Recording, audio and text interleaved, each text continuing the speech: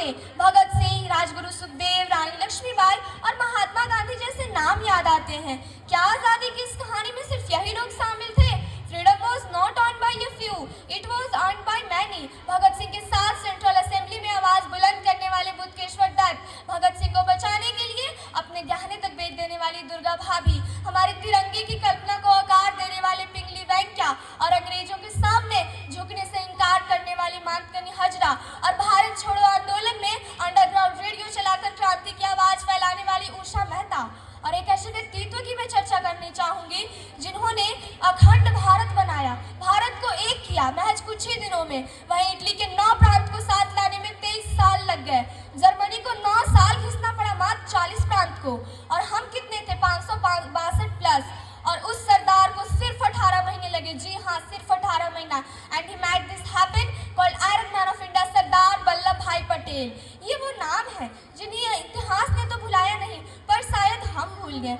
आज़ादी की कहानी सिर्फ यहीं तक सीमित नहीं होती है।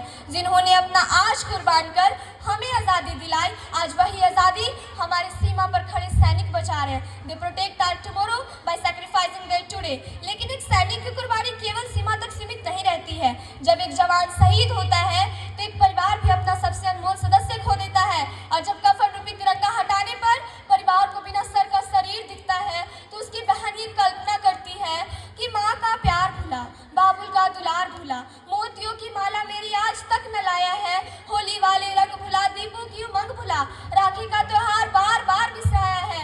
भैया तू तो जन्म से भुलक्कड़ था, आज भी उस आदत को दोहराया है। अरे जाते समय मैया का आशीष लेना भूल गया और आते स्मरण स्थल पर शीश भुलाया है। मैं सलाम करती हूँ उस परिवार को और सलाम उस वीर को जिसने अपना सुहाग और राखी खोकर भी भारत को अपना माना। और आज जब हम इस बलिदानों को याद करते हैं तो हमारे सामने एक सवाल आकर खड़ा होता है कि इस बलिदानी के बाद हमने कितना सफर तय किया है। निस्संदेह हमारा भारत आज चांद तक पहुंच रहा है। टेक्नोलॉजी, डिजिटल इनोवेशन में दुनिया के साथ कदम से कदम मिला रहा है। लेकिन जरा ठहर कर सोचिए, really a nation progress is measured by how high it's building rise, not the matter how it's people rise. जिस देश में चपरासी बनने के लिए सरकारी एग्जाम होता है तो उस देश में नेता को नेता बनने के लिए भी एक इंडियन पॉलिटिक्स सर्विस का एग्जाम होना चाहिए। If you have a minimum qualification to become a clerk, then you also need to have a qualification for politician as well as.